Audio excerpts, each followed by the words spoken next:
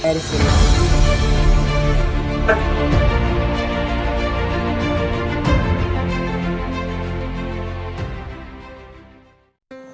हक़ मौजूद दोस्तों तव्हांजो वक़्तु कीअं थो गुज़रे पियो लॉकडाउन में छा था कयो पिया मुताले कयो था किताब पढ़ो था फिल्मूं ॾिसो था न ऐं पंहिंजे वक़्त खे सफल करण जे लाइ इहे कम तमामु ज़रूरी आहिनि ऐं पोइ वरी तव्हांखे टाइम मिले न मिले ऐं पोइ वरी माण्हू रूटीन लाइफ में हली वेंदो मां त ईअं कयां थो पियो दोस्तों मां पंहिंजी यूट्यूब चैनल ते हिन डिज़ास्टर वारे दौर में लॉकडाउन वारे दौर में जेको अदब सिरजे थो पियो उनखे शाया करणु शुरू कयो आहे ऐं उन में मां 2 फाइल शाया करे चुको आहियां अॼु बि मोहम्मद बिन राजड़ी जी कहाणी घर उहा शाया कयमि ऐं हाणे हबीब साजिद पंहिंजी आवाज़ में जेको आहे सो 2 नज़म मोकिलिया आहिनि उन्हनि खे शाया कयां थो पियो ऐं तव्हां पढ़ी करे ॿुधी करे तव्हां उमेद त तव्हांखे मज़ो ईंदो ऐं हबीब साजिद सिंध जो ॼातल सुञातल हिकिड़ो शाइर आहे अदीब आहे दानिश्वर आहे ऐं हुनजे लिखण जो हुनजे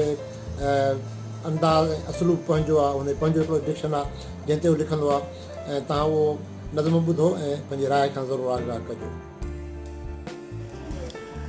कोरोना वायरस असांजी ज़िंदगियुनि ते केॾो गहरो असरु विधो आहे उन हवाले सां मूं 2 नज़म लिखिया हुया जेके तव्हांजी ख़िदमत में पेश कयां थो। कोविड-19 इहो पहिरें नज़म जो उनवान आहे कोविड-19।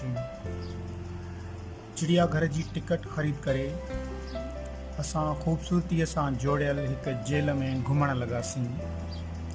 सभु पिंजरा उदास जानवरनि ऐं निरास पखियुनि सां आबाद हुया। शाम ताईं असां मासूम ऐं सुहिणनि जानवरनि जो क़ैद ॾाढो इंजॉय कयो। ॿिए ॾींहुं जानवरनि अॻियां